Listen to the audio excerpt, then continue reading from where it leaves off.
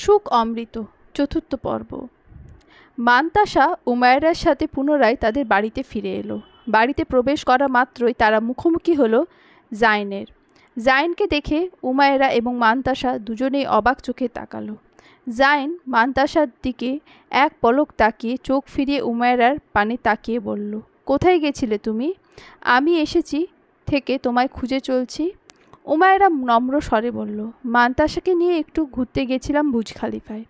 জাইন মান্তাসার দিকে তাকিয়ে প্রশ্ন করল, কেমন লাগলো বুর্জ খলিফা? ভালো বলে মান্তাসা স্থান ত্যাগ করল।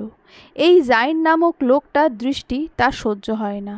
এই দৃষ্টি তার পূর্ব পরিচিত আবু সুফিয়ানের চোখের দৃষ্টির সাথে যার মিল খুঁজে পায় সে।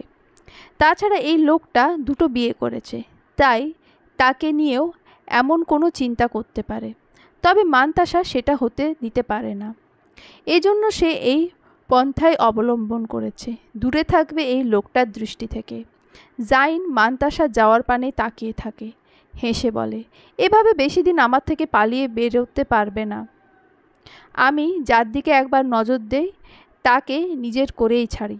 তোমাকে আমার কাছে ধরা দিতেই হবে মান্তাসা। হাফসা নিজের কক্ষে অবস্থান করছে। সে শুনেছে জাইন আজ লন্ডন থেকে ফিরেছে, কিন্তু এখনও তার সাথে দেখা করেনি। ব্যাপারটা ভাবতেই তার রাগ হলো খুব। সে চায় সব কিছু নিজের নিয়ন্ত্রণে রাখতে। নিজের শ্বশুর এবং এই মহলকে নিজের নিয়ন্ত্রণে রাখলেও স্বামীকে নিয়ন্ত্রণে রাখা তার জন্য কঠিন। জাইন তাকে খুব বেশি মূল্যায়ন করে না। যতটা সে বুঝেছে, তাকে বিয়ে করা নিয়েও জাইনের বিশেষ মত ছিল না। তাই তো বিয়ে মাত্র 1 বছরের মাথায় নিজের চাচাতো বোনকে দ্বিতীয় স্ত্রী হিসেবে গ্রহণ করে।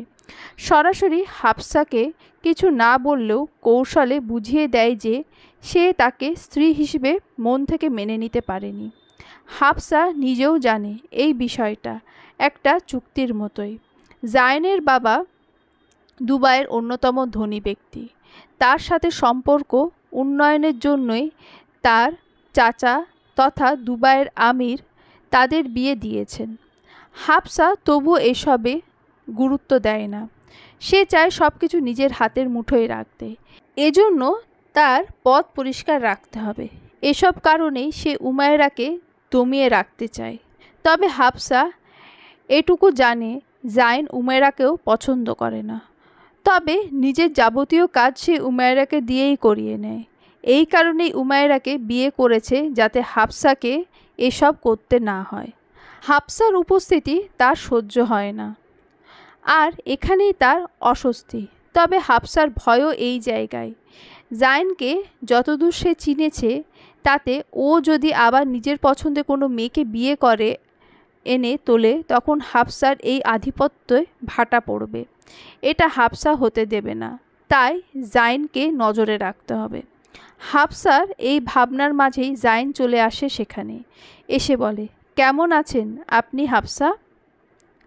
জাইন হাফসাকে সবসময় আপনি বলেই সম্বোধন করে, মোটেই সম্মান দিয়ে নয়, এবং দূরত্ব বোঝানোর জন্য এটা সে বলে।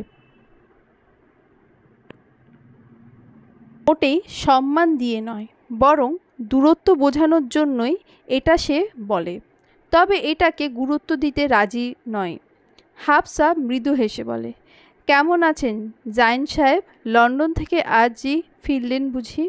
জি, তবে দুঃখিত, লন্ডন থেকে আপনার জন্য কিছু আনতে পারিনি। হাফসা বুঝতে পারে এভাবে তাকে সূক্ষ্মভাবে অপমান করছে। তবে হাফসা এই অপমান আবার ফিরিয়ে দেওয়ার জন্য বলে, অসুবিধা নেই, আমার ভাই আব্বু লন্ডনে যায়। তারা আমার জন্য যেসব উপহার আনে তা রাখারই জায়গা নেই। নতুন করে আপনি কিছু আনলে সেটা কই রাখব? জাইন অপমানটা হজম করে নিয়ে বলে, এই জন্যে আপনার জন্য কিছু আনিনি। তা উমায়রার জন্য কিছু আনেননি? না, তবে অন্য কারোর জন্য এনেছি। হাফসা ভ্রু কুঁচকে আসে, কৌতূহলী দৃষ্টিতে জাইনের দিকে তাকায়। জাইন নিজের পকেট থেকে একটা ডায়মন্ড রিং বের করে বলে, এটা কোহিনূর হীরার তৈরি, সুন্দর না? হাফসা উত্তেজিত হয়ে বলে, এটা কার জন্য এনেছেন আপনি? জাইন রিংটা পুনরায় পকেটে রেখে বলে, নতুন একজনকে মনে ধরেছে, তার জন্যই এনেছি। হাফসা জ্বলে পুড়ে অঙ্গার হয়ে যায়। সব জায়গায় রাজত্ব করার স্বপ্ন দেখা হাফসা নিজের স্বামীর মনেই রাজত্ব করতে পারেনি, অথচ অন্য কেউ সেখানে ঠাঁই নিয়েছে। এটা সে কিছুতেই হতে দেবে না। জাইনও হাফসাকে কিছু না বলে তার কক্ষ ত্যাগ করল। হাফসা ঈর্ষান্বিত হয়ে বলল, আপনার হৃদয় আমি না থাকলে আর কেউ সেখানে থাকবে না। যে আপনার হৃদয়ে ঠাঁই পেয়েছে তাকে আমি এই পৃথিবীতে আর ঠাঁই পেতে দেব না। মান্তাসা নিজের কক্ষেই ছিল। সময়টা পড়ন্ত বিকেলের।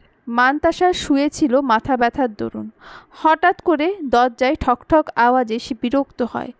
আড়মোড়া ভেঙে উঠে বসে। বিরক্ত সহিত বলে, কে? আমি। কণ্ঠটা চিনতে পারল মান্তাসা। এটা জাইনের কণ্ঠস্বর। আপনি কি কোনো জরুরি প্রয়োজন? দরজাটা খোলো। মান্তাসা কিছুক্ষণ দ্বিধাদ্বন্দ্বে বুঝে দরজাটা খুলল। জাইন মান্তাসাকে দেখে একগাল হাসল, যা মান্তাসার মোটেই ভালো লাগলো না। জাইন মান্তাসার দিকে ডায়মন্ড রিংয়ের বাক্সটা বাড়িয়ে দিয়ে বলল, তুমি প্রথম আমাদের বাড়িতে মেহমান হিসেবে এসেছো, তাই ভাবলাম তোমাকে কোনো উপহার দেওয়া উচিত। এজন্যই লন্ডন থেকে তোমার জন্য এই সামান্য উপহার এনেছি। মান্তাসা বিস্ফোরিত নয়নে তাকিয়ে থাকে কিছু পলক, অতঃপর ভীত কণ্ঠে বলে, আপনারা আমাকে আশ্রয় দিয়েছেন, এটাই আমার কাছে অনেক। এসব উপহারের কোনো প্রয়োজন নেই। কেউ ভালোবেসে কিছু দিলে সেটা গ্রহণ করতে হয়। বলেই জাইন এক প্রকার জোর করে বাক্সটা মান্তাসার হাতে ধরিয়ে দিয়ে সেখান থেকে প্রস্থান করে। মান্তাসা হতভম্ব হয়ে দাঁড়িয়ে থাকে। তবে সে এটা গ্রহণ করতে পারবে না। সিদ্ধান্ত নিল উমায়রার মারফত এটা আবার তাকে ফেরত দিয়ে দেবে। হাফসা বেগম রাগে থরথর করে কাঁপছে। এই মহলে তার এক বিশ্বস্ত কর্মচারীকে জাইনের উপর নজরদারি করার নির্দেশ দিয়েছিল। তার মাধ্যমেই জানতে পারল সব ঘটনা। জাইন আংটিটা মান্তাসাকে দিয়েছে। হাফসা যা বোঝার সে বুঝে নিয়েছে। মান্তাসার কথা মনে করে রাগী স্বরে বলল, ভুল করলে মেয়ে, আমার পথে কাঁটা হয়ে উঠলে। পথের কাঁটা কিভাবে ওপড়াতে হয় সেটা আমি খুব ভালো করে জানি। তারপর নিজের সেই বিশ্বস্ত কর্মচারীকে গোপনে কিছু একটা পরামর্শ দিয়ে বললেন, কাজটা যেন ঠিকমতো হয়ে যায়। মান্তাসা সবে ঘুমানোর প্রস্তুতি নিচ্ছিল। এমন সময় আবারও তার দরজায় কেউ কড়াঘাত নাড়ে। এখন গভীর রাত। ঘড়িতে সময় এখন রাত 12টা। মান্তাসা বিরক্ত হয়ে দরজা খুলতেই দেখল মহলের এক কর্মচারীকে। সে মান্তাসার উদ্দেশ্যে বলল, এত রাতে বিরক্ত করার জন্য দুঃখিত, কিন্তু উমায়রা বেগম আপনার সাথে কিছু জরুরি প্রয়োজনে দেখা করতে চেয়েছে। ঠিক আছে, আপনি যান, আমি আপার কক্ষে গিয়ে দেখা করব। কক্ষে না, উনি আপনার সাথে নিচে স্টোর রুমে দেখা করতে চেয়েছে। মান্তাসা ভাবল, বিকেলে জাইনের ঘটনাটা নিয়ে হয়তো কিছু বলবে, এই জন্য গোপনে ডেকে পাঠিয়েছে।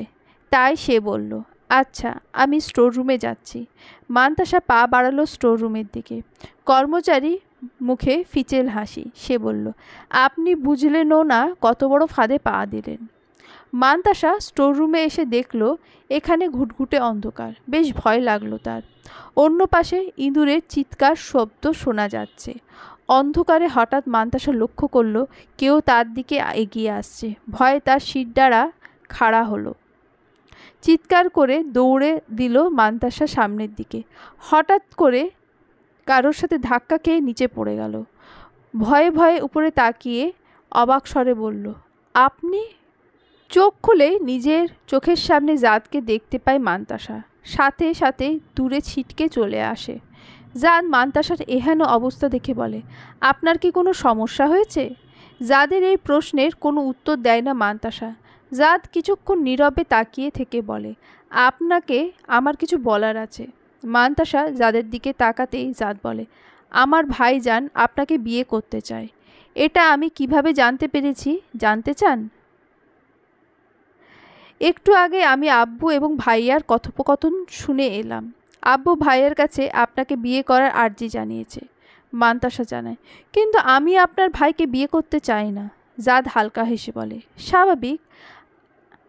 আমি বাঙালি মেয়েদের ব্যাপারে যতদূর জেনেছি তারা সাধারণত কোনো বিপত্নিক লোককে বিয়ে করতে চায় না। সে হিসেবে আপনিও যে চাইবেন না এটাই স্বাভাবিক। কিন্তু এখানে আপনার চাওয়া পাওয়া গুরুত্বপূর্ণ নয়। আমার বাবা আমার ভাইকে ভীষণ ভালোবাসে, তাই অবশ্যই তিনি ভাইয়ের ইচ্ছেটা পূর্ণ করবেন। এই বিয়েটা আটকানোর কি কোনো উপায় আছে? ভুলেও এমনটা করতে যাবেন না, নাহলে আপনাকে ভাইয়া এই বাড়ি থেকে বের করার ব্যবস্থা করবে। তাহলে আপনি কি চান আমি আপনার ভাইকে বিয়ে করে নিই? আমি মোটেও সেটা চাইছি না। আর এজন্যই আপনার জন্য খুব সুন্দর একটা প্রস্তাব আছে আমার কাছে। কী প্রস্তাব বলুন? আপনি চাইলে আমার ভাইকে বিয়ে না করে আমাকে বিয়ে করতে পারেন। কি বলছেন আপনি এসব? দেখুন, এত হাইপার হবেন না। আপনার ব্যাপারে আমি সব জানি। আপনি কী রকম পরিস্থিতিতে নিজের মাতৃভূমি ত্যাগ করে এই দেশে এসেছেন সেই ব্যাপারে আমি অবগত। যতদূর শুনেছি আপনার লোভী মায়ের পাল্লায় পড়ে জোর করে আপনার বাবার বন্ধু আপনাকে বিয়ে করতে চাইছিল, কিন্তু আপনি এই বিয়ে মেনে নিতে চাননি, যেই কারণে আপনি পালিয়ে এসেছেন। কিন্তু এখানে এসেও তো আপনাকে একই পরিস্থিতিতে পড়তে হচ্ছে। এই বিয়েটা না করলে আপনার কিন্তু পালানোর মতো আর কোনো পথ থাকবে না। আর আমি আপনাকে কথা দিতে পারি, আমার কাছে আপনি যথেষ্ট ভালো থাকবেন, কারণ আমি আমার ভাইয়ের মতো নই। আমি এক নারীতেই আসক্ত থাকতে চাই। আর সত্যি বলতে প্রথম দেখাতেই আপনাকে পছন্দ করে ফেলেছি। মান্তাসা কিছু না বলে পিটপিট করে চেয়ে থাকে। তার কাছে সবটাই কেমন জানি ঘোলাটে লাগছে। তবে এই জাদ নামক লোকটার প্রস্তাব খুব একটা খারাপ না। এই বিয়েটা করলে সে সত্যিই মুক্তি পাবে। মান্তাসা কিছুক্ষণ ভেবে সিদ্ধান্ত নিয়ে জানালো, আমি আপনাকে বিয়ে করতে প্রস্তুত জাদ, আমার কোনো আপত্তি নেই। কিন্তু আপনার পরিবার? জাদ হেসে বলে, আমার মা ইতিমধ্যে অনুমতি দিয়েছে, আর বাবার অনুমতি আমার আপাতত লাগবে না। এই বিয়েটা একবার হয়ে গেলে নিজের সম্মানের জন্য হলেও তিনি আর আপত্তি জানাতে পারবেন না। মান্তাসার বুক থেকে যেন অনেক বড় বোঝা নেমে গেল। বস, আমি মান্তাসার খবর পেয়েছি। মেয়েটা বর্তমানে দুবাইতে অবস্থান করছে। রাশেদের মুখে এমন কথা শুনে হেসে উঠল আবু সুফিয়ান। হেসে বলল, মেয়ে, তুমি বড্ড বোকামি করে ফেললে। গেলে তো গেলে, সেই দুবাইতে গেলে। এবার দেখো তোমাকে আবার কিভাবে আমি নিজের কাছে ফিরিয়ে আনি। বলেই সে রাশেদকে নির্দেশ দেয়, দ্রুত দুবাই যাওয়ার ফ্লাইটের ব্যবস্থা করো। আমি যাচ্ছি দুবাইতে। যেখান থেকে সব কিছু শুরু হয়েছিল, এবার না হয় সেখানেই সব কিছু শেষ হবে। ও কোথায় আছে খবর পেয়েছো? হ্যাঁ, ওনার ফুপুর কাছে, মোহাম্মদ বিন জাফরের বাড়িতে। এই নামটা শুনতেই আবু সুফিয়ানের চোয়াল শক্ত হয়। এবার তাহলে সব বোঝাপড়া একসাথেই হবে। অতীতের অনেক হিসাব যে এখনও মেলানো বাকি। বলেই সুফিয়ান আরও অদ্ভুতভাবে হাসে। জাদ মান্তাসাকে নিয়ে তার নিজস্ব বাড়ির দিকে যাচ্ছে। জাদ নিজেও দুবাইতে রিয়েল এস্টেটের ব্যবসা করে এবং সেখান থেকে অনেক রোজগার করে নিজের বাসা তৈরি করেছে। সে নিজের কিছু বন্ধুকে বলেছে বিয়ের সব আয়োজন করে ফেলতে। তারা সেখানে গিয়ে বিয়েটা সুসম্পন্ন করতে চায়।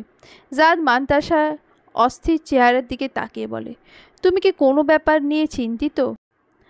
মান্তাসা বলে, না, আসলে ফুপু উমায়রা আপু কাউকেই কিছু জানানো হলো না।